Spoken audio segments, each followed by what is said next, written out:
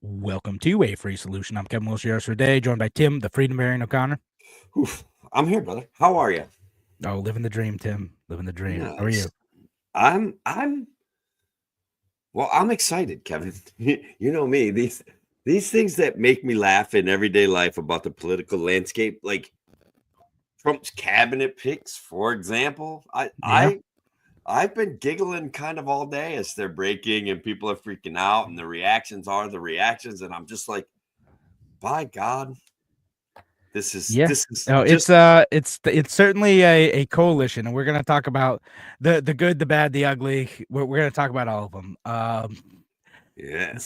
So we'll sort through it, and of course, if you are listening to the show, we always appreciate your comments. Comment in. Who's your favorite cabinet picks so far? Least favorite cabinet pick? One that's going to destroy the government in a good way, destroy the government in a bad way. Whatever your thoughts, leave them in the comments. Yeah, there's no such thing as a bad way to destroy government, Kevin. Ah, But actually, you and I have a nuanced take on that, and we might freak some people out. Some of these yeah, we do. Like hardcore. the slight nuance take on, like, is there a bad way to destroy government? Like the answer is like maybe if it's if you don't set it up in a way where it's going to be permanent, then maybe. Maybe. So yeah, we'll talk about all that stuff and more, and getting folks jumping in. Hey, one on X already. See, we're getting comments from X already, Tim. Oh wow! All right, those are like Eric. Those are like Eric gold. Hey, Eric Johnson. You beat the usually the YouTube folks are out here first. Yeah, usually it is YouTube. You won. Then Facebook, but right. X comes in first today. It's beautiful. Congratulations, X. Yeah, winning the race for democracy. Yes, that's exactly what's happening here. Yeah. All right, so we're going to get into all of the exciting things happening in our republic and all the ways in which I'm sure it will be awesome in just a second. So, of course, again, leave your comments, your thoughts on the cabinet picks. That's what we're going to be talking about for a good chunk of the episode. Maybe segment 3 we'll switch to something else. We'll see. All right, let's go in now. Now, an hour of clarity for exhausted people of our nation mired in toxic partisanship. Left versus right, us versus them. While we pay to keep our politicians fighting, how do we, the people, rise up and solve the great challenges of our time? We do it by embracing freedom and liberty. There may be no such thing as a free lunch, but this hour is as close as it gets. Welcome to A Free Solution. Welcome to A Free Solution. I'm Kevin Wilson today, joined by Tim, the Freedom Variant O'Connor. I'm here, brother. We've got like cats and dogs and monkeys and squirrels and raccoons, and very fittingly, Trump's cabinet picks seem to go right into that news cycle. Right in there. That sure is. There's oh gosh, we're getting some passionate comments already about what exactly we had asked for, some feedback on Trump's appointments. The name of this episode, for those of you listening on WSL and can't see the live stream version, where there's a title on this, which is the Great Libertarian Cope. Trump cabinet choices falling short of expectations, and it's a little bit of a just a reference to like the libertarian discussions about whether or not they had an influence on electing Trump, and whether or not, because many people in the National Libertarian Party openly supported the guy and said, like, hey, he's going to get a libertarian in office and in a cabinet position, and that's how we're going to win. That's how we're going to like influence policy. We're going to be kingmakers. Honestly, just them talking about Ron Paul, like, and Elon and him exchanging tweets on X, I felt like we had already won. To be perfectly honest with you, like I'm just saying that was closer to a win than anything I've had my entire time in the Libertarian Party, other than getting to hang out with Larry Sharpe pretty regularly. It's just that's just virtue signaling, but like to me, like no, I want real victories. I want to actually cut spending. I want to reduce the debt so it's not 10% the gosh darn federal budget. Like, you kids and your pie in the sky dreams. None of I know you'll be dead by then. Who cares? That's a problem. Whatever. None of that's ever gonna happen. Ever. My children are gonna have to worry about it probably. So Mine too. And my kids are gonna like. I got one kid that's already wildly successful, and she is gonna have to carry the freight for some of this nonsense. Like honestly, she's got broad shoulders, and like, whew, she could pay my tax debts after I die or something. I don't know. There you go.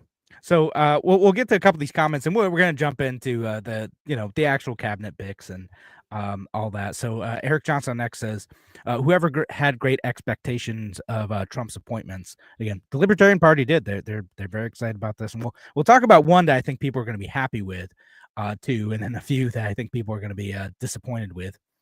But yeah, to Eric's point, though, before we move on to Kieran's point, I want to say that there was hope. I do think that there's was also a sense of realism. Like let's be fair to our libertarian brothers and sisters. Like some of them are wildly angry at the picks. Some of them, like Eric, are like, well, I didn't have a lot of great expectations. We're kind of all over the map on that. No, and your criticism of people in the party being like, hey, yeah, you know what? This is great. We're actually going to do something.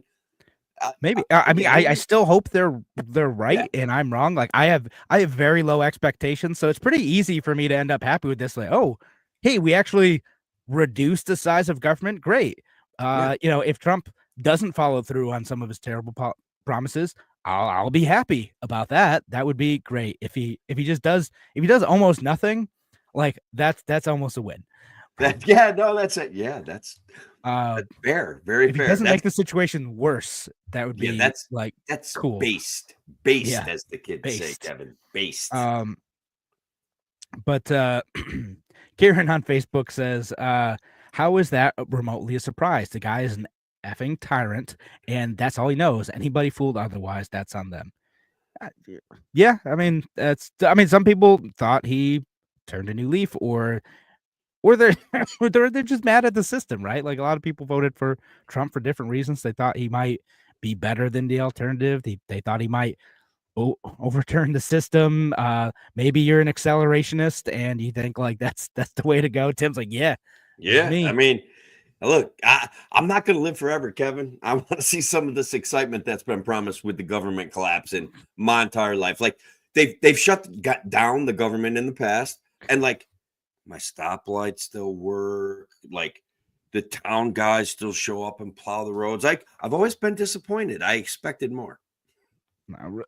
Not really shutting it down, I guess. We'll see. John on YouTube says, is he giving power posts to some just to trigger his detractors?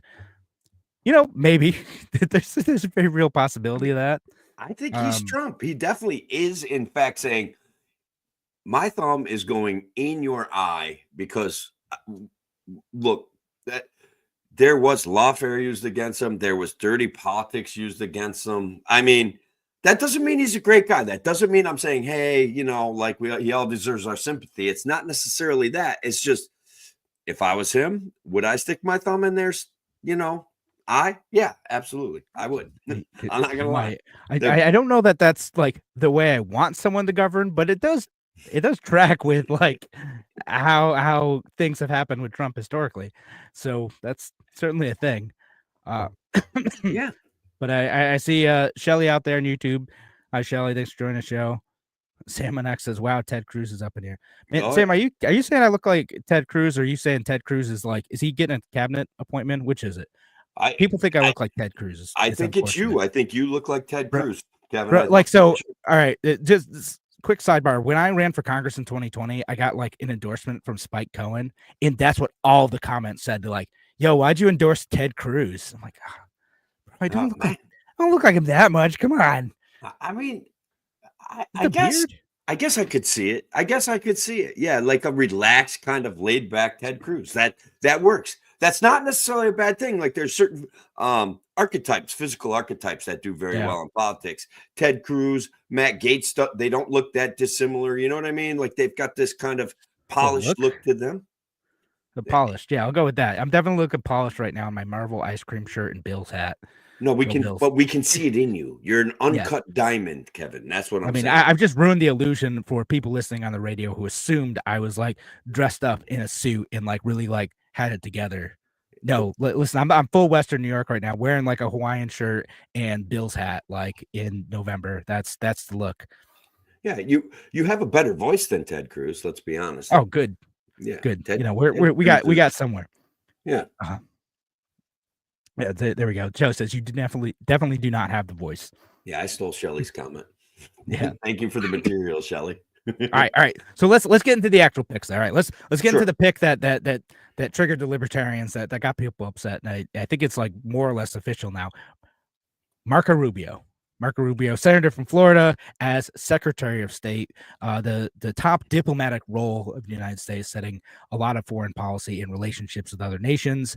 Marco Rubio is, I would say, a bit more aggressive than your average libertarian when it comes to how the United States should approach foreign policy. Tim, would you agree? I would absolutely agree with that. I would say I'm glad it's not the Department of Offense, Nikki Haley. I would say that he's Yeah. But that really can still been leave a Nikki lot of room to Haley. be disappointed here, you know. Who was that? One of the generals that he was going to name that people. It's not Mike John Pompeo. Yeah, Pompeo was the other not one. Mike Yeah. Pompeo. It's not John Bolton. You know what I mean? Not John Bolton again. So Yeah, whoever nominated that guy last time should never be allowed to be president again. What a terrible pick. agreed. Oh, hang on. Catch 22. No, so yeah, Marco Rubio again. He's a bit more aggressive on like the Ukraine war. Definitely more aggressive when it comes to relationships with Israel. Definitely more aggressive when it comes to how he would approach Iran. So yeah, and it. Although again, it was funny seeing like some of the libertarians who support Trump were like, "No, don't do Marco Rubio," and like, I don't know, like kind of expected something like that because he chose John Bolton last time, right? Like he didn't change that much. And Eric on X says Marco Rubio is literally, in terms of policy, Hillary Clinton, especially in terms of foreign policy, neoconservative. Yeah, no, he kind of is. Love it or hate it, like it's like he thinks that the United States has a robust role to play in the world. Yeah, and you know, if I'm go ahead. Yeah, no, that's an absurd reality that we have here. That these people that are in fact in these elite positions in government, most of them are not that far apart. And picking Marco Rubio from the elites in government already, when you could pick a guy like Rand Paul, who's skeptical of everything, when you could name someone that could really bring a level of skepticism to our posture in the world. That, of course, would have made libertarians much, much happier. But certainly, while he may have appreciated our support, like if we get Ross Ulbricht, that may be the one that we get to hang our hat on. That may be the only one. Something. I mean, if that's the only thing, I mean, I'll be a tad disappointed if that's the only thing. But hopefully there'll be other stuff, and we'll get to some of the like better picks and the more interesting picks. A couple wild ones, really. Wild ones. I don't even know what to say about them, you know? No, I don't know. But so we got that one. You know, Marco Rubio. Then we got Pete Hegseth, who is a Fox News host, and he's a military vet, Kevin. Yeah, so that this is for Secretary of Defense.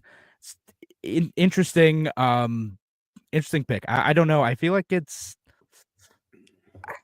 I don't know. Again, he also like sort of aggressive on foreign policy too, in terms of like how he would approach Iran. Not exactly libertarian pick, more of an aggressive person. And again, maybe like my hope, my libertarian cope for Marco Rubio and Pete Hegseth is like Donald Trump wants to pick people who seem like they could be aggressive. Like, hey, don't mess with us because we totally could go after you, but then doesn't. Like that's a 5D chess move, 4D, 5D chess, whatever you're playing, Star Trekian kind of stuff. I get it. That's right. Certainly, there is a piece of Trump that did inspire this notion that no one really trusts him. Like he seems crazy enough to do something really incredibly, stupidly violent, and as a bargaining chip, that's a pretty huge asset. Like when you want to get someone to take a deal, if you're willing to, cut off their feet to get the deal done, it's like, and then you offer them something decent. it kind of sweetens the notion that maybe there is a better way. So in his eminent genius, Kevin, that's probably the path Trump's taking here. Yeah, it could be like, it's just he's crazy like a fox. And he's just picking these aggressive people, not because he intends to like use them in that way, but like to make our enemies think that he really could just go nuts on you. I mean, he said it on the Rogan podcast about Bolton. He was like, well, it was kind of nice to have that crazy fool in the room with me because literally they don't know what he's going to do. Like he's ready to go to war with them. And it's like, wow, just wow. Like as a pacifist, as a libertarian, not a pacifist, actually, as an anti-war kind of guy, I don't like aggressive posturing, but it can fit into a mode of foreign policy that makes sense, Yeah, and that's listen. This is us being like extremely generous and just assuming, making the assumption, like, and again, like I don't actually believe this. I think that Trump is probably going to be a lot more aggressive on foreign policy than the libertarians wanted, and as aggressive as like Democrats, like Harris would hope in terms of Ukraine. I think like a lot of that stuff's probably going to continue, given many of the people that he's picked in terms of like key foreign policy roles so far, right? From Secretary of State, Secretary of Defense, people like Mike Huckabee for Ambassador of Israel too. Again, Mike Huckabee is like pretty aggressive. If your stance on Israel is that like Israel should like chill out a little bit in terms of how they approach Gaza, like he ain't your guy for that. Mike Huckabee is pretty aggressive in terms of what Israel should be doing in that conflict. I still can't stand the narratives that are being offered for the justification of what's going on in Gaza. That does not mean that I support Hamas. They are awful, horrible people too. But no matter what, right? I've always got to say, like, there's innocent civilians in this crossfire, whether they are under a misguided religious theocracy and they themselves participate in a bad religion. On some level, they're still innocent, and I don't buy the narrative that they're not. Like, you can't convince me that babies aren't innocent. You can't convince me of that. You can't convince me that leveling entire cities or entire apartment complexes is always a security benefit. Like, you can't. It's a bit of a stretch to call some of those actions necessities for the objectives of the war. And of course, that always allows us to gloss over the fact that Israeli gun control contributed to October 7th, and people are not actually upset enough about that. Like, that they can't let this discussion pass by without bringing that. No, I've got to get it in there. No, you got to get in there. So I want to keep saying it until the whole world wakes up to it. Like that. If every government gets their version of the Second Amendment, that's great. Absolutely. If every individual gets their version of the Second Amendment. There we go. October 7th would have been mitigated. It would have still been a horrible event, but my God, people would have gone down shooting, and that would have mitigated the disaster. Period. So that's fair. That's fair. All right. So, well, a couple other things. Again, the Secretary of Defense thing is interesting. Again, he was a major in the Army National Guard. Listen, I don't know. We'll see about that one. And like the interesting one. I don't know if we'll talk about this more in the next segment. Is Tulsi Gabbard for the Director of National Intelligence, single-handedly reinvigorating the Russian collusion narrative with that choice. Like, people all over Twitter, all of the neocon talking heads are just going off. Joe Walsh, David Fromm, just bomb of the world, known Russian asset. Tulsi Gabbard is going to be the director of the National Security Intelligence Agency, which, Kevin, I don't even know what that does. Like, to be perfectly honest with you, it's a directory. It's a director of the CIA, the Department of Homeland Security. I think it's like an advisory position, right? Yeah, basically. So they sort of help set policy for the various intelligence agencies that that the United States government is created after 9/11, sort of like the Department of Homeland Security, in order to like have a central hub to coordinate activities across like departments that are in theory supposed to be separate, but might need to coordinate on some specific intelligence purposes. Like, if a CIA picked up like intelligence about terrorist activity that they're planning in the United States, and the FBI had some information that's supposed to kind of join those, in those, vaguely the idea. Same like with Department of Homeland Security type of stuff. So yeah, Tulsi Gabbard is an interesting one because she's a lot. She's definitely in the other direction in terms of how she tends to approach foreign policy.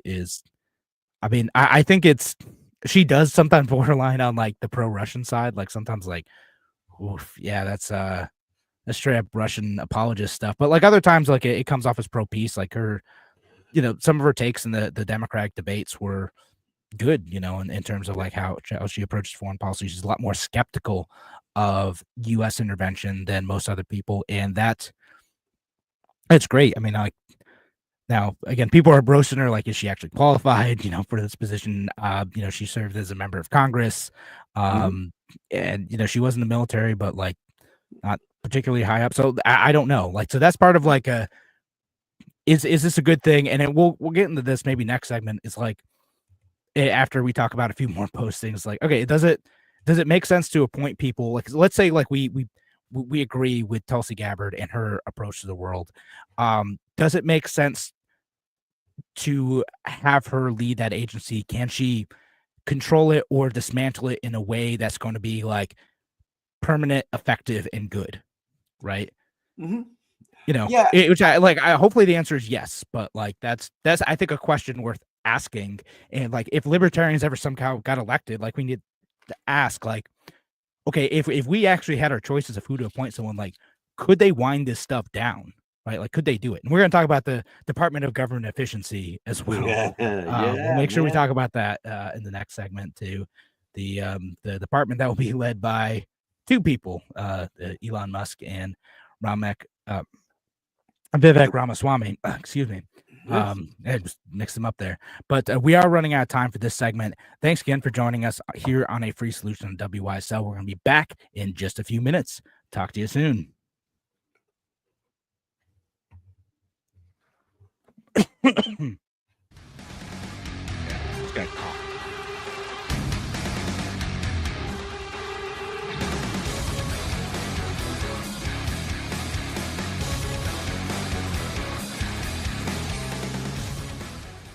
Sorry, to give myself a second there. I also want to make sure I get to this comment from John Thuman. So Tim, you're not going to know this. John Thuman on YouTube says he looks like Carl from Lori's Natural Foods. There's a commercial for a natural food company in Rochester called Lori's Natural Foods with Carl the Peapod. I am, in fact, Carl the Peapod from a local grocery chain commercial. All right. I didn't know that. That is me. I don't know if John actually knew that or not, but yeah, that is in fact me. I'm Carl the Peapod from the Lori's Natural Food commercials, because I work for an advertising agency, and we as a staff, like, we all ended up like taking on like various like fruit and vegetable stuff. Like our owner was a banana, another person was like grapes, and I was Carl the Peapod handing out some kombucha. All right. Hey, so look, I want to practice a little ad read for just 1 second, and you kind of give me some feedback. But on Twitter, I've got a buddy that it has a little farm that makes his own barbecue sauce that he ships all over the world. And it is a phenomenal barbecue sauce. Kentucky Rebel Scum. Guys, just punch it into the search engine. It'll take you to his page to order his stuff. And he has all sorts of wonderful products there for you to enjoy. Tell him the Freedom Variant sent you, or actually the Least of Many Evils, which is my name on Twitter. Something like that. Does that work? That works, man. That works. Say the name of the product again. Kentucky Rebel Scum barbecue sauce and accoutrements. Barbecue accoutrements. I don't know if I didn't consult with him much about this. I just said, hey, I'm going to do an ad read for you on my show. And he's like, go for it. So maybe we get some free barbecue sauce out of it, Kevin. That's all I'm saying. Heck yeah, man. Love it. Love it. All right. So we should let's see. I'm trying to think of Eric on X says government gridlock is the best expectation ever. The less the government does, the better. Oh my God. Listen, Fair enough. when I was a big Rush Limbaugh fan back in the neocon days where like he was awesome at saying this. It was so much fun when he said it because it was at a time, you know, late 80s after the Reagan kind of thing, and Rush was kind of coming into prominence, and he would say, look, we want a government that does absolutely nothing. The less it does, the better. That gives the people the opportunity to acclimate to the stupid rules and start being productive again. And now we have a government that changes so fast, we can literally never keep up with it. It's absurd. So I'm with you. Gridlock is the way to go. And then shut it down, you know, like shut it down. All right. Then shut it down. Shut it down. All right. And let's see. Rock Control on X says the fever of this election made us forget that government wins every election. Deep state lost though. Well, we'll see. We'll see, man. We'll see. Maybe we can track down some of the $2 trillion the Pentagon lost. That would be nice, right? Look, the deep state has been wargaming this scenario since Trump lost and didn't get thrown into jail. Like they're like, all right, well, we have to survive this. So right. I just think that they're going to have a plan. The plan may be to be cooperative in this instance and ferret out some of the corruption inside of their agencies, which is actually an acceptable plan from the deep state, but it doesn't really ameliorate its existence and its continued vacuuming up of our tax dollars. Like it's so for the next segment, Department of Government Efficiency. We're gonna talk about it. Talk about the Doge. I don't know. We'll see how it goes. Mm-hmm. All right. Let's go back in 5 seconds. 4, 3.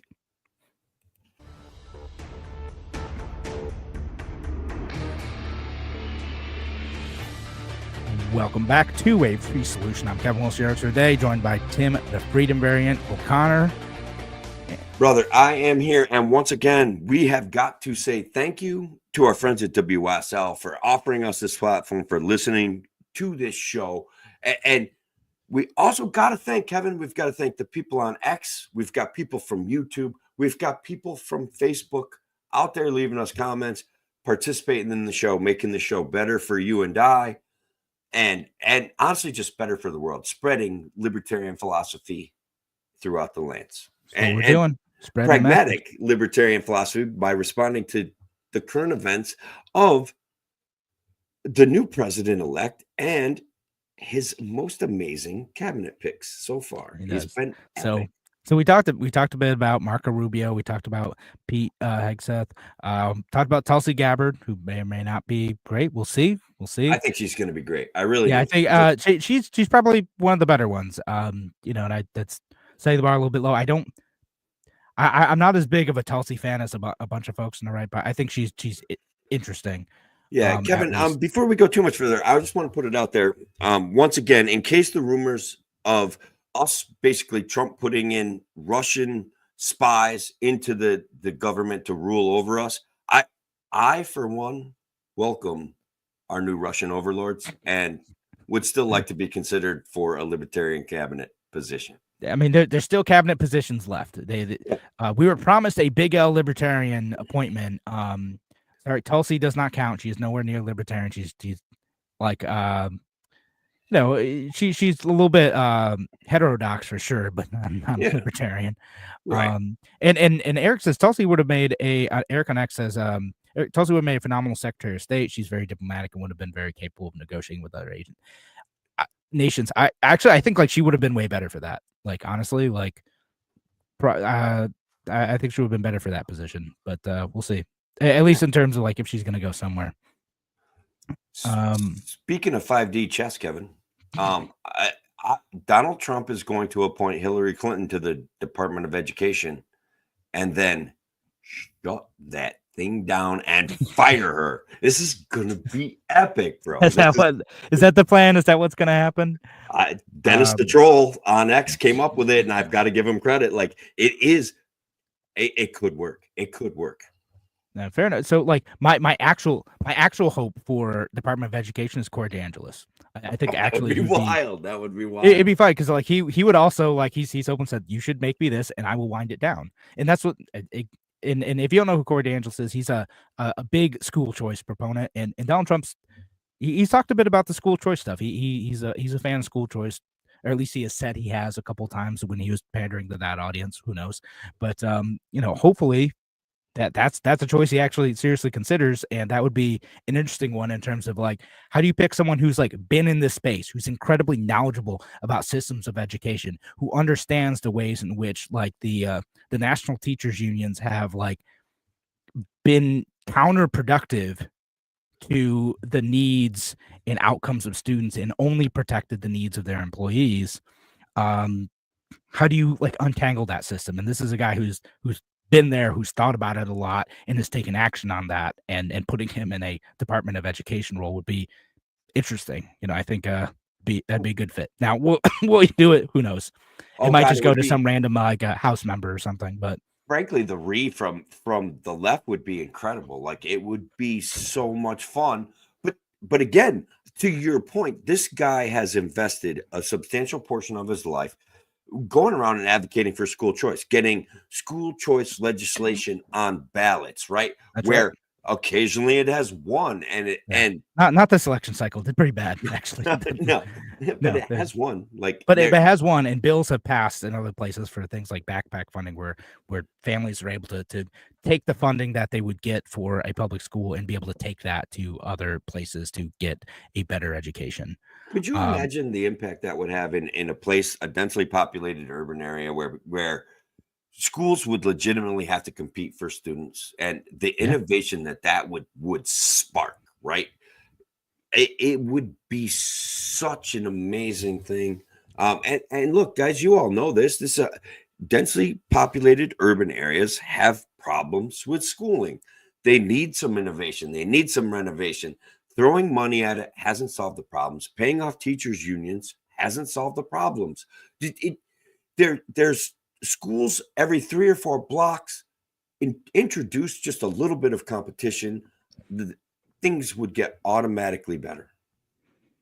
Yeah, no, I think so too. And I know some people are like, oh my goodness, but what if some of the schools are bad, or like some of them shut down? I'm like, that already happens. We shut down a whole bunch of bad schools in Rochester like last year. Like that happens with the government schools. Like, what are we talking about here? Like, literally, we can only go up from almost literally, we can only go up from here, like in Rochester anyway. I think in a lot of densely packed urban areas, I think the overwhelming theme would be exactly what you're saying, that we can only go up from here, and that's a sad state of affairs, given the fact, especially in New York State, we're spending $25,000 to $30,000 per student per year. Yeah.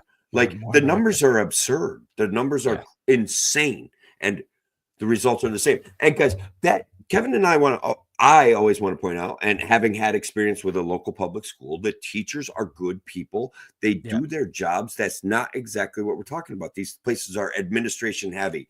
They have to cut programs, whether be it music or sports, to meet budgets. Sometimes it's transportation that they have to cut. We would make this system more efficient. There would be more services for the kids. Competition can solve some of these problems. And check out Corey DeAngelis' work. It's amazing. It's really, really good. Yeah, it's good stuff. Yeah. All right, so that one that hasn't happened yet. Hopefully, we'll be hearing about that the next day. Let's talk about a couple more that did happen. Talk about Matt Gaetz. I love it. Matt Gaetz is a firebrand, Kevin. He is going to take it to the man. He is going to weaponize the justice system right back at the Democrats, who in fact weaponized the justice system. This is going to be epic. This is going to be great. He's the best choice possible. Color me skeptical on this one too. I don't.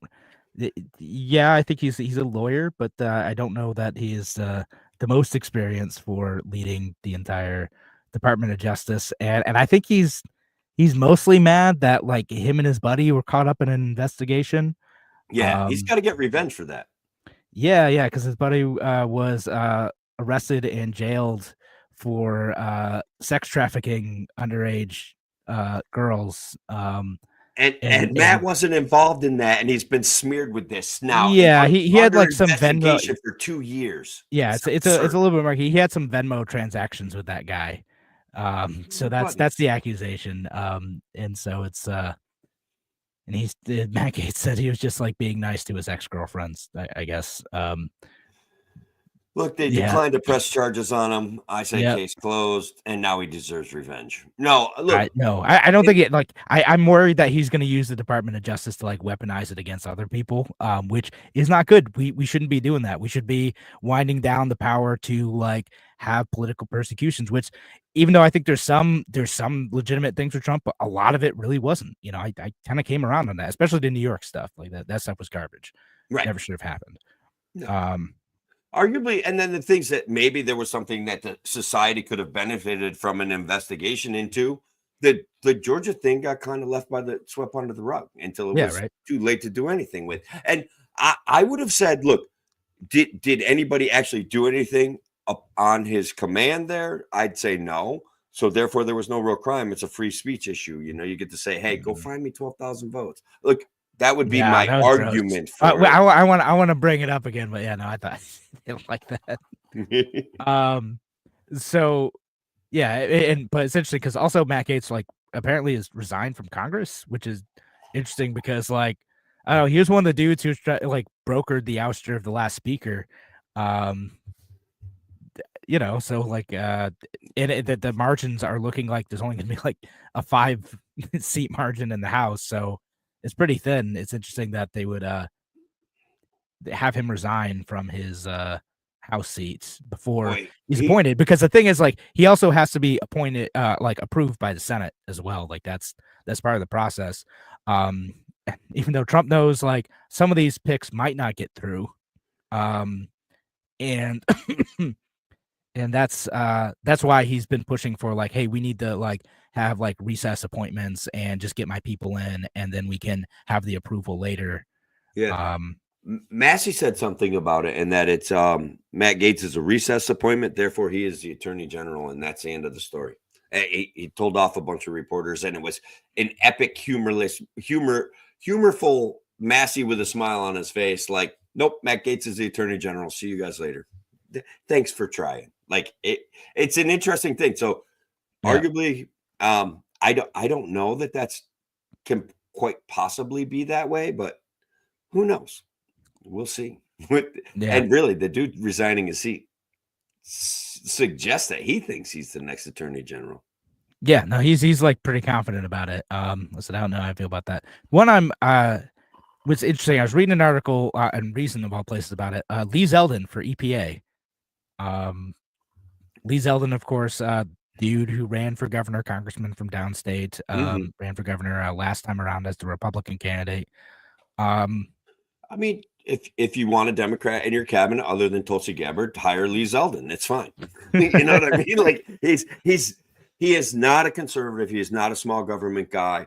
He ran slightly to the left of Kathy Hochul, co-opted all of her policies, was only against wind farms near his house, and loved them every place else. So arguably fine. Like he's reaching out to the uniparty there.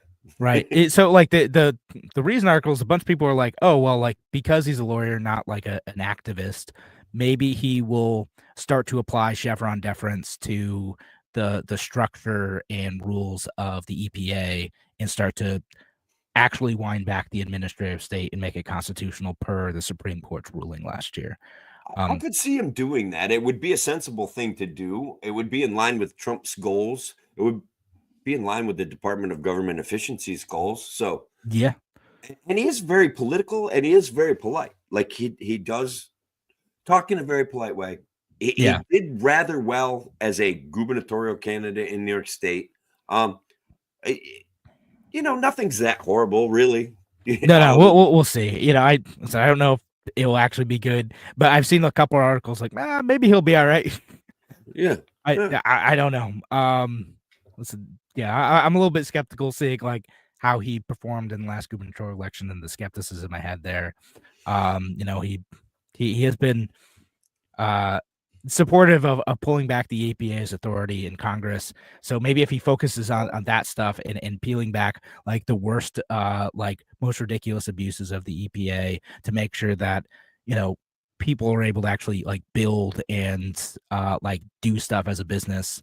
I think it's possible to strike a good balance. Like we don't have to like let people like pollute willy-nilly, but we can also like make it so there isn't 10 years of paperwork to build a sidewalk. Yeah.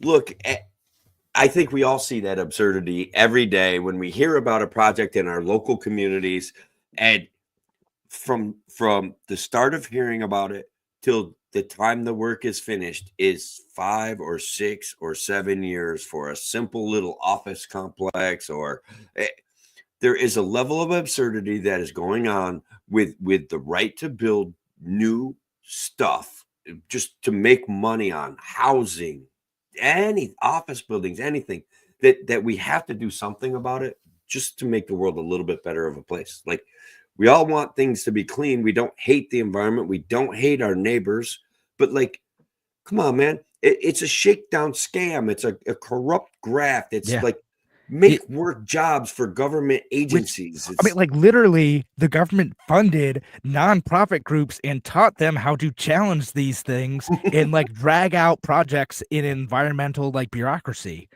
Like the government funded like people to fight itself. Yeah. Oh, my goodness.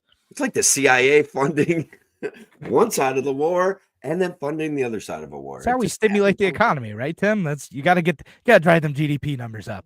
What we got to do. Growing the MIC seems to be the most important thing that we can do.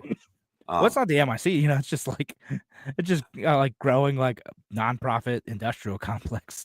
Stuff. That too. That's another one that's growing rapidly. I'd like to see that scaled back. Certainly NGOs and nonprofits getting funding from the government while just basically doing the government's bidding, and then in an amazing fashion, donating to their favorite politicians who help fund them in the first place. It's just kind of a bit wild. Yeah, that was interesting. All right. So on that note, though, we're gonna have to call it a segment for this one as well. And then we're gonna get to the Department of Government Efficiency next. We gotta get to it. We've got to talk about it. We got to talk about it. So it could be the most exciting project, or maybe absolutely nothing happens. I don't know. It's very hard to tell. We'll see. But we're going to speculate wildly about it because that's what a radio show's for. All right. So on that note, we're out of here. We'll be back with one more segment for the WYSL audience. Be back in just a second. Talk to you soon.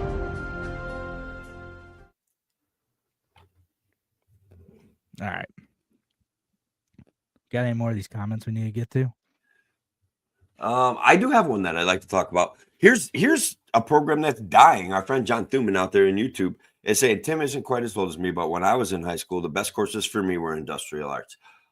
I actually grew up to be a contractor after doing horribly in industrial arts, but I realized that there's a whole world out there. Like, certainly just being exposed to going in and making something out of metal. Like, I didn't appreciate it at the time, but I eventually kind of woke something in the back of my brain that was something that I could do with a little bit of training, a little bit of help, and a little bit of gumption.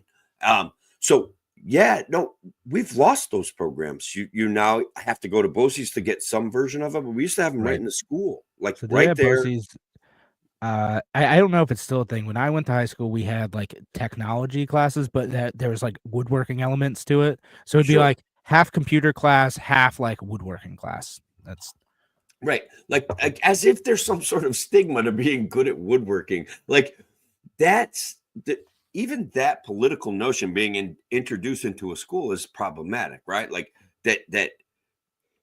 And even when we were going to school, John, there was still a little bit of like, I was actually doing pretty well in my classes, so I wasn't encouraged to participate in industrial arts, and certainly I didn't give it the respect that it deserved at the time. But like I said, I did kind of grow to enjoy it and realize that was a piece of me. So we should have those programs, those job training programs, those things where kids can learn a little bit of math, while making something with their hands, and fair. Yeah. will literally keep people out of their teachers' hairs, and will give those kids with high energy, it's like someplace to go cut off their own fingers. Do you know what I'm saying? Yeah, Like there you go. See, that therein is the actual worry. Like, man, do we really want this liability? No, forget it it. is Just one give of them the another study worries. hall. It's a fair worry. It is, because your teachers have to be pricks in those places, because kids will literally poke their eyes out, right? And so I know. that's I mean, another gosh, rub, like, yeah, right? they had a group of 7th and 8th graders when I was there, like, who'd be hanging around like a bunch of like bandsaws. Like, Yeah, you have to have a gruff old man in there being like, "Don't you do that," and they've got to be afraid of him. You know what I mean? Yeah. Because and that's that's pretty much the else. vibe. Yeah, that's pretty much something else that our schooling system has like lost, right? We dude, can't like, have that grumpy old dude with the threat of violence in there. Yeah. It's got to be somebody else. So, and that's too bad, because that was valuable for my education as well. Yeah, that's important. Sometimes you need that. Yeah. Let's see. The only other comment we can get to is Eric saying the Libertarian Party came in 5th this election over an independent candidate, dropped out and endorsed Trump, and over the Green Party. Sure. Yeah, no, it stunk. It did bad run. I don't know. On that note, though, I'll say this, and I don't think we want to belabor inside baseball, but I do think that if Trump runs kind of right, stays there, that the left side of the Libertarian Party can find a way to kind of. I wish we could be more cooperative. Like you and I, we're not that far apart, but more left-right libertarians are further apart than you and I are. So I do wish that we could find a better, more enjoyable common ground to talk to each other, like I do. Yeah. And we don't, and we fight over stupid things. So I mean, there's a bunch. A bunch of stuff, and again, big split this time because the chair and several people in the leadership of the Libertarian National Committee functionally endorsed Trump. And so you had that going on. No party infrastructure. There's fewer down ballot candidates this time, and I don't fully give Chase a pass either. Like he and his team failed to build an effective organization at engaging voters and raising money to drive votes. Like they're active, they're doing stuff all the time, but they weren't able to operate at the scale that they needed to make a big impact. And frankly, Joe Jorgensen's team did better.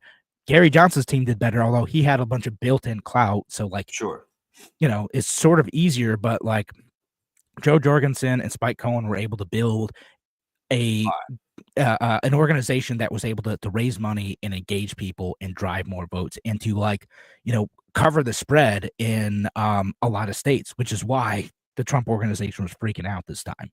Yeah.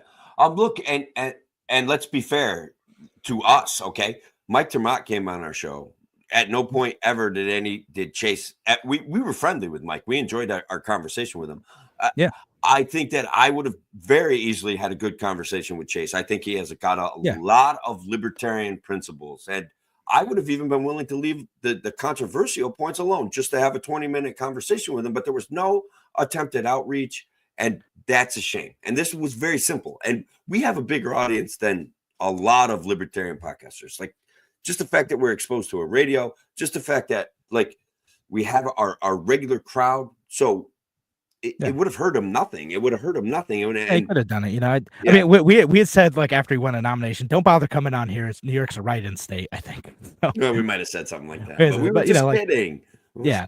So I don't really blame him for going but you could have reached out beforehand too. Could have spread the word, and that's there are better opportunities where they could have engaged people that they wouldn't or couldn't take advantage of. Yeah. And I don't know. Even if him and Dave Smith had many things that they would have disagreed on, a lot of people would have respected him for talking to Dave Smith. And Dave offered him a platform. Tim Pool tears libertarians apart on his show because he thinks it's funny, but he loves libertarians and he leans libertarian, right? So Chase would have went on that show, taken a lot of crap, but if he'd held his ground, he could have at least picked up respect and for a next run or another run in Georgia or something like that. Yeah, that's fair. I mean, I sort of get where he's coming. It's here's a guy who's going to be hostile, not going to let me talk, blah, blah, blah. But also man, bro, if you got on the debate stage with Donald Trump, what did you think was going to happen? It's going to be that, 1,000 times worse. Right. Um, Absolutely. with And a look, guy who like may have actual power after that too. Like, you know, what happens if you get on the debate stage with like those folks? If you're on, yeah. you know, with Harris and Trump, like you've got to be ready for like a cutthroat environment, and you know, Yeah. there's only so many opportunities to like reach your audiences, and that's one. Yeah. And look, he has a good stage presence, dude. I No, yeah, watched. he's great. Yeah, I think he would have done great. Honestly, I think he's like, because I've seen him in like somewhat hostile interviews too. Like, so Yeah. it's a bummer. I was hoping they would do better. Yeah, they got 5th place. That stinks. Yeah. Hopefully, the party can do better next time. But the party's gonna have to get together and decide, right? Like, if they want to win elections, right? That's like a big question. Like, where's the party go? Like, do we actually want to try to win elections or influence elections or whatever? Or It's going to take being popular, and we failed at being popular. You know, like that's and then people agree with and figured it out. yeah, people agree with our principles. People like our best representatives, like, but yet they don't trust us at the end of the day. Something, you know. No, something like that. All right, so we should get back. Let's talk about the Doge. The Doge. The Doge. What we'll call it. All right, back in 3, 2.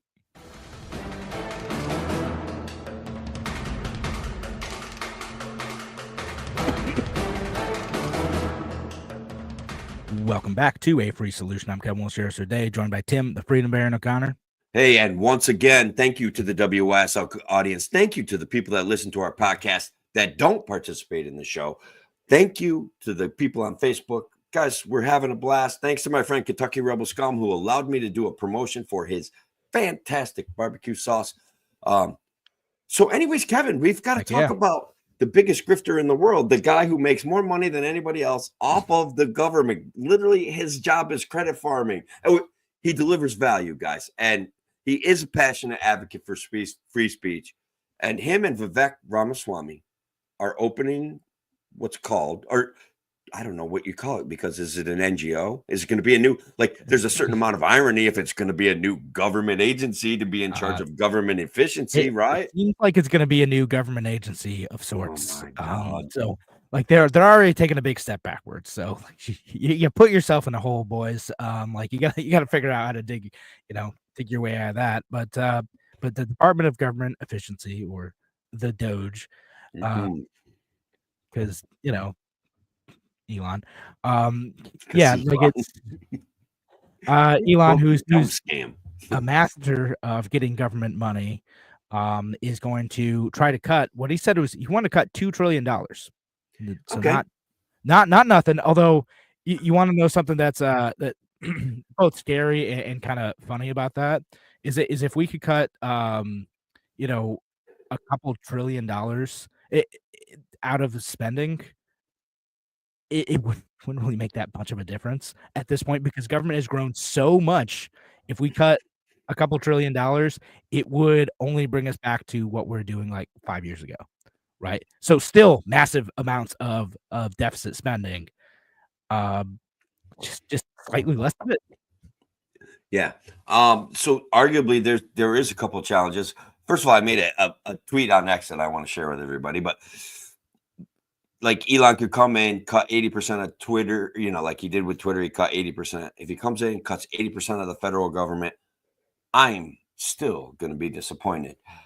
But there's a certain level of reality that we have to deal with here, Kevin, right? Like that unfortunately, if we drastically cut the government in the form that it is without replacing it with innovation, design, and technological advancement, also manufacturing or production in a private sector deal, we're going to enter into a massive recession that could actually kind of be a downward spiraling depression type recession, right? Like there is something scary about what they are offering to do to just chop, like pragmatically, as an economist who's trained in modern monetary theory, who understands the system we're running now, at least better than your average person. Not to say that I understand it perfectly, but I have a grasp of what they're doing, why they're spending the money the way that they're spending it. I do think they're artificially pumping up numbers. I think that a lot of it's fake.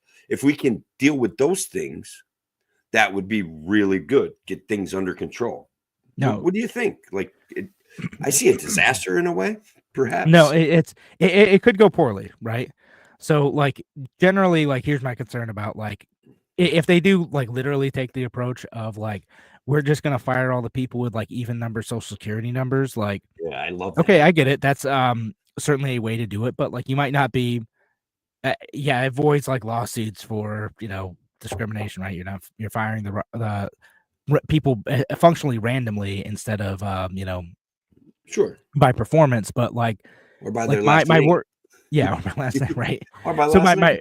my worry with that is like, okay, we do that, cool, yeah, we've got this stuff, but like, does the government spending actually shrink? Like, cause, and that's not like an unfair question too. It's like, okay, Congress appropriated this money. Is it like, are we able to give it back?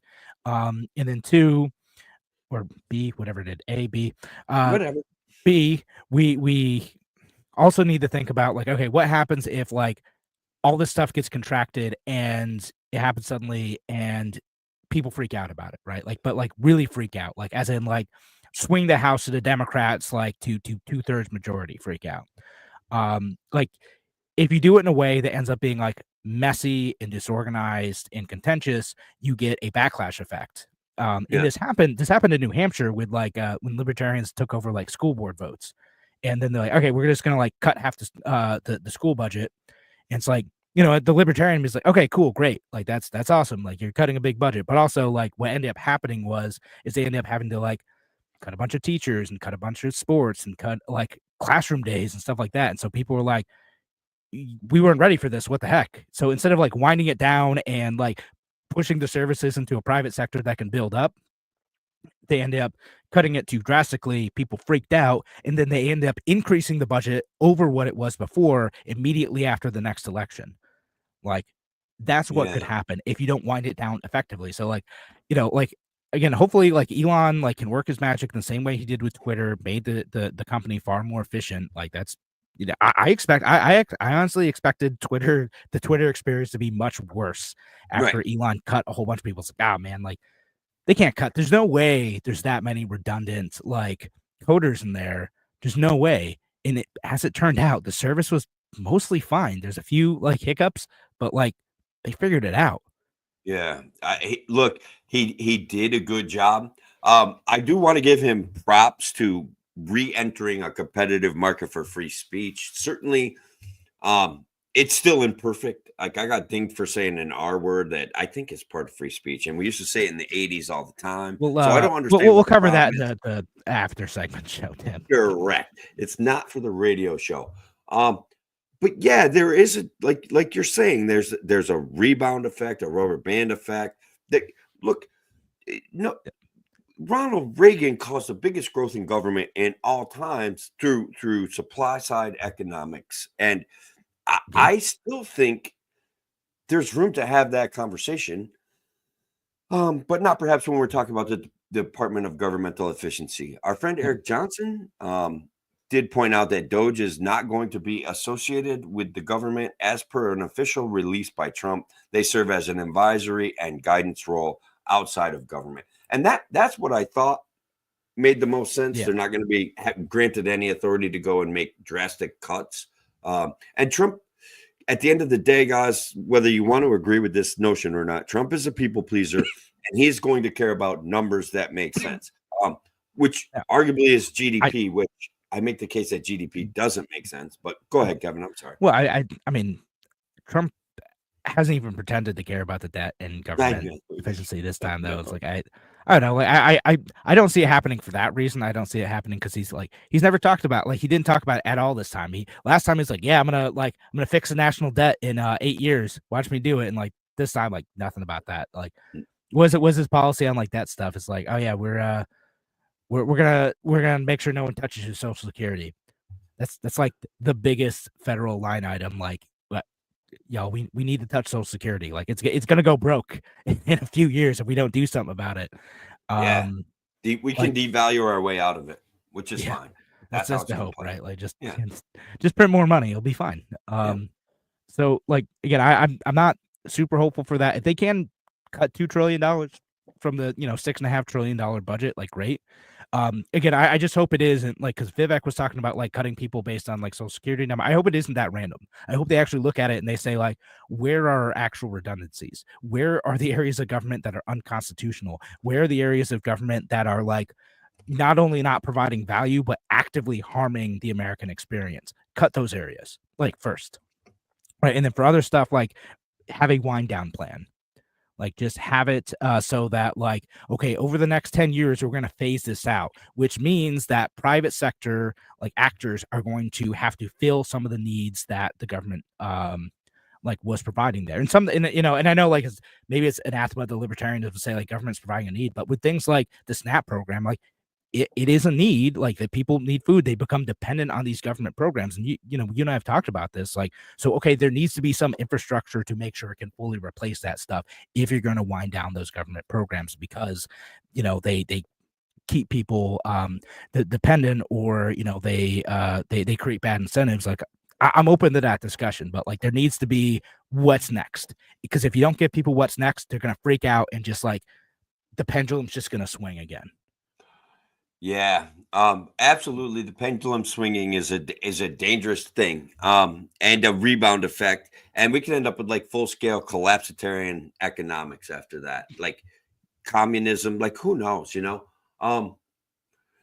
It, it still is interesting. Both Vivek and Ilan are passionate spokespeople. I do think they're both like genius level kind of communicators. I do think that both of them display a certain amount of compassion that I believe is real. I don't think it's just words. So I think that they would take into consideration not delivering proposed policy changes just to deliver a proposed policy change. I think that they would do their best to incorporate all of the things that we're talking about here. Now, there's a certain level of absurdity to me believing in any one human being being able to take on this kind of scale of thing, that it would require a societal shift for us to all kind of get behind, to not buy into numbers like GDP. And guys, if you listen to the show, you'll understand better where I'm coming at about when I talk about GDP. Like, I think there's a lot of phony numbers and metrics used in GDP that aren't communicating certain problems. But yeah, I know poor Kevin has heard it 1,000 times, right? I have. I think GDP does have some use, but like, yeah, I get it. It can be misused. Yeah. And again, that's how complicated the issue is that I don't disagree with your statement there. So I do think that they would at least try to come up with effective strategies that we could, like you said, dial it down, scale it back, privatize some of it, get rid of some things that really aren't working. And we have to admit that there's a certain amount of perverse incentives that if we can spend the same amount of money but change the future incentives, that the government would necessarily scale itself back. And I think that is something that if they approach that, changing perverse incentives, I think that's something that we could see a lot of success over time with. No, 100%. Again, when we talk about like programs to benefit like people in need, like again, there's things like the welfare cliff that like keep people dependent, right? So like we have to by necessity grow those programs because people become dependent on them because they can't escape. Like there's like a ceiling that they bump into, that if they go past a certain point, they will cliff, then they will like suddenly lose tens of thousands of dollars in income until they can go make $20,000-$30,000 more to make it up. Like it just doesn't make sense for people like to do that. But like there's all this stuff like that's one of them. That's like 8% of the budget. Veterans programs is like 7% of the budget. And other federal retirees. Defense is 13%. Social Security is 21%. Health insurance, so like this Medicare, Medicaid stuff, 24%. Like that, those are the big items. Like the other stuff, like the people are like, oh man, like look at this like weird study where they gave rats cocaine for $1.5 million. Like, yeah, that stuff's like ridiculous. I get it, but like also like, man, it's pennies compared to like what we're spending. Like we gotta there's so many like big things that we need to. That's less than 1% of the budget. Like so, like you want to like $6.5 trillion. You really want to take it down? Like is that interest on the debt's 10% now? Those are the big things you need to take down. And I don't know. I don't know if they're going to have the guts to do it. I don't think. Yeah, no. Trump doesn't have the guts to do it. Trump Yeah, wants they're gonna numbers. like. He wants those numbers to grow, and he wants people to be happy. Like regardless of what the left is saying about him, that's in fact what he wants. That's in fact what he displayed in his last election cycle. If we get Russ Ulbricht freed, we get less war. Arguably, it's something, you know. Yeah, it's I guess better than things getting significantly worse. If he does, if he does nothing, if he doesn't do the mass deportation or the tariffs, or like put us even more debt, like just keeps the status quo, then well, yes, things could have been worse. Fair enough. Kevin, how much time do we have left? We have 30 seconds left. So anything that you're going to say is going to have to wait till the after show. So if you're listening on WYSL, go find the podcast, whatever podcast service you use, we're from Spotify, Apple Podcasts, whatever. Go find us, a free solution. But we appreciate you, WYSL audience. Always glad that you're here listening. And again, if you want to participate in the show, you want to jump in with your comments, we're usually recording Wednesday evenings at 9 p.m. now. Join us then if you want to participate in the fun. But on that note, we got to get out of here. All right. Good night, y'all.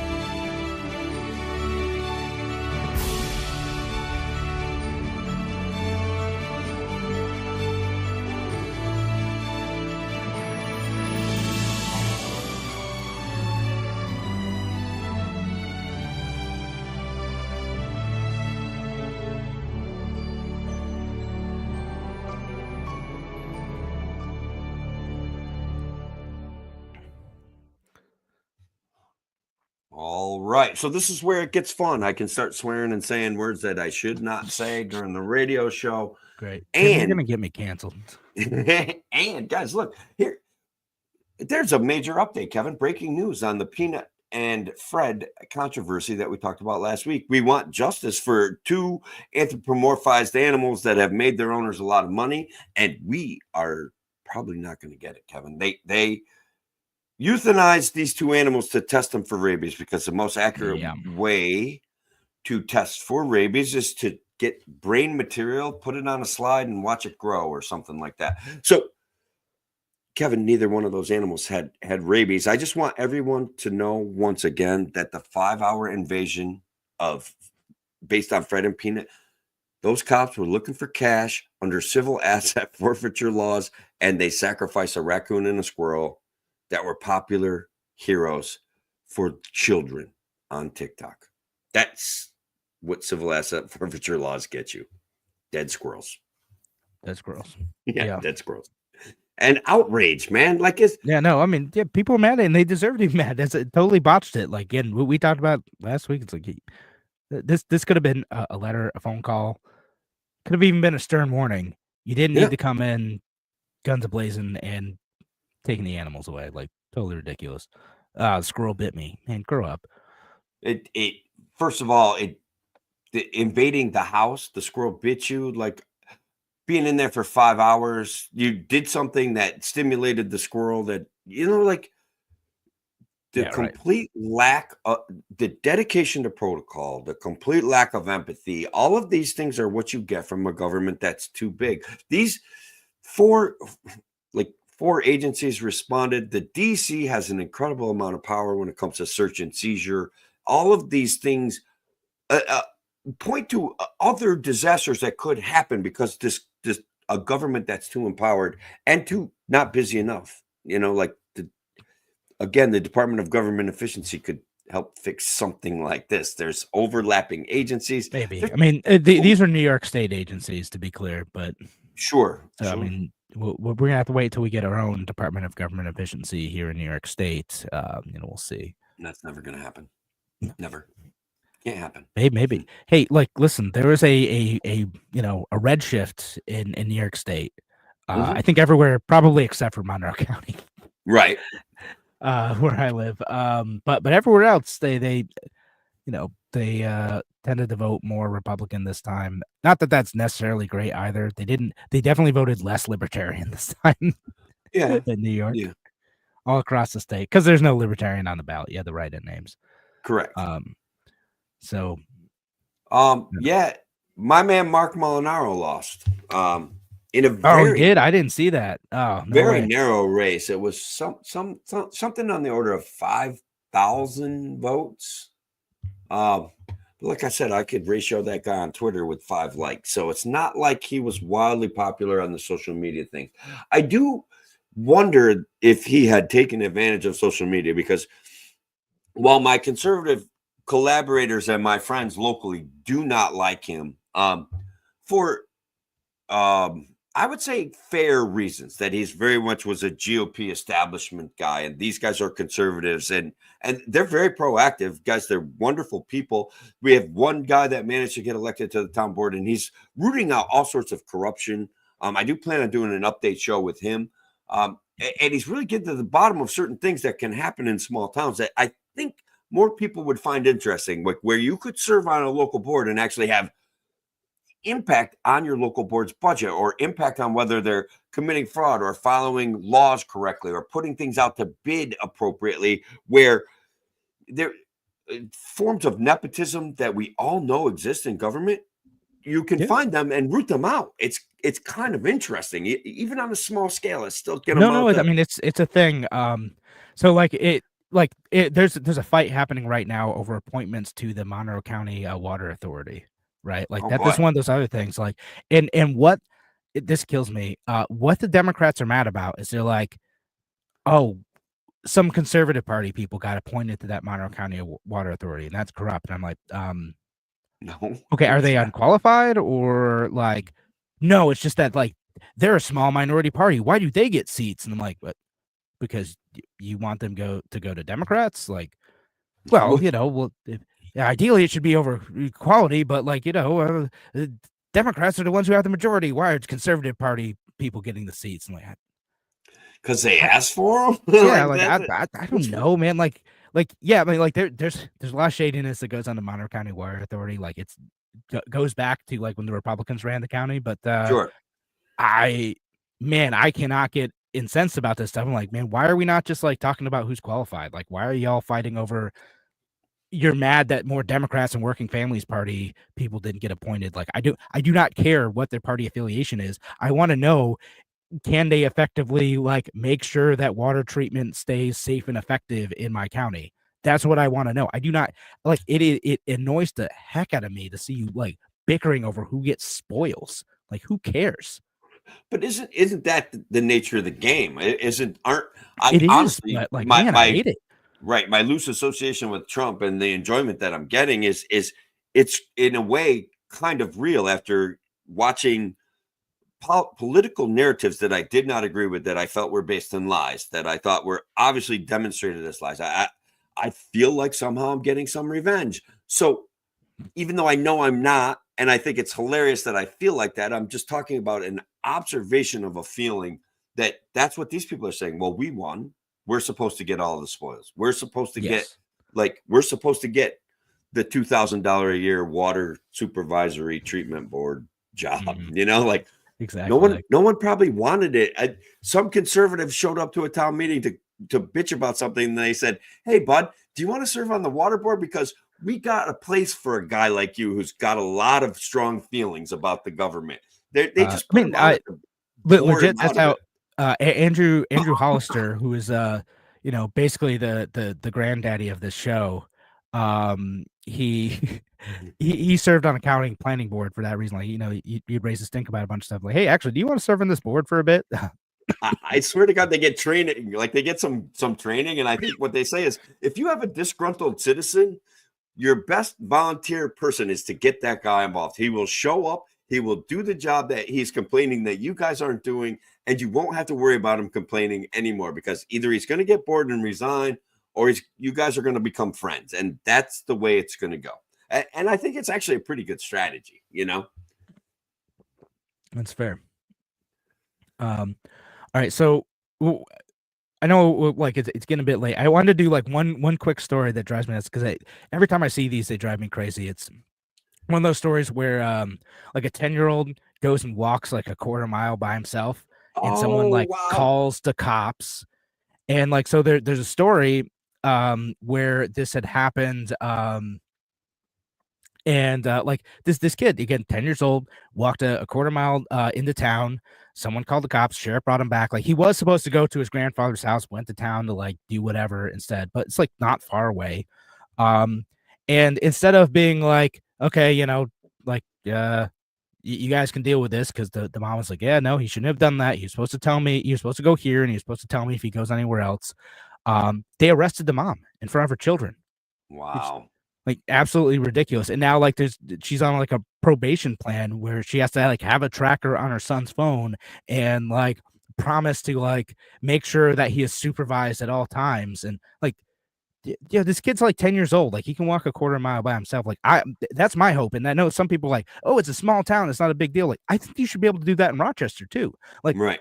There's a library a quarter mile down the road from my house. When my son's 10, I want him to be able to walk to the library on his own. He should be able to go do that. That should be fine. Without you getting arrested for that. Without me getting arrested, without me or my wife going to jail for it. Like, he should be able to walk down the road and go to the library, or, grab an ice cream or a soda at the corner store or whatever. Like, that should be fine. That shouldn't be a jailable offense.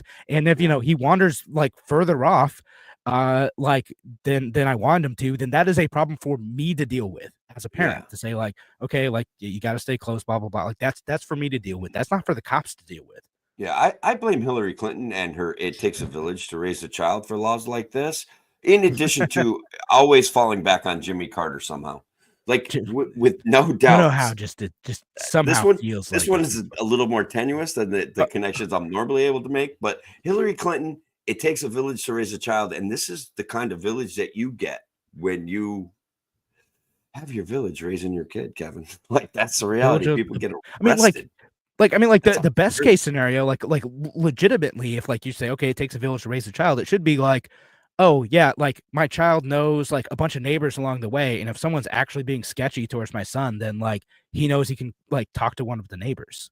Like, that's the actual village like that we should have. It's eyes on the street type of stuff. No, the village is the government, Kevin. Like that, the government is not a village. The government are a group of thugs that we've decided like get to use violence. Yeah. All right. Woo. There we go. Radical Kevin's coming. I am making some progress with you. I'm so proud. That's great. What about the 24 rhesus monkeys that are out like savaging neighborhoods down in South Carolina? Did they catch them yet? They caught half of them. They're basically, it seems like a non-threat, but I don't understand. Basically, to juxtapose this, they're going to catch these macaw monkeys and return them to captivity without cutting their heads off and testing them for rabies, when in fact they executed Peanut the squirrel. I don't understand. Oh, they can capture the monkeys who are having viral experiments, done on them, but not Peanut the squirrel. But not the squirrel. And rabies is just a viral experiment. I don't understand what the difference is. Explain this to me. Yeah. No, but what they're saying is that monkeys are hanging out near the compound and they hear them up in the trees, and they're pretty confident that they're eventually going to catch them. So they feel no need to euthanize them. Well, that's nice. They definitely don't watch a lot of movies, though. Like they're not watching Congo. They're not watching some of those, 13 monkeys, 12 monkeys, something like that. Did you see that movie? No, I haven't seen that one. Okay. I haven't seen it either, but I know enough about it to tell you that it's about monkeys that were being experimented on that got loose and basically destroyed the world. Right.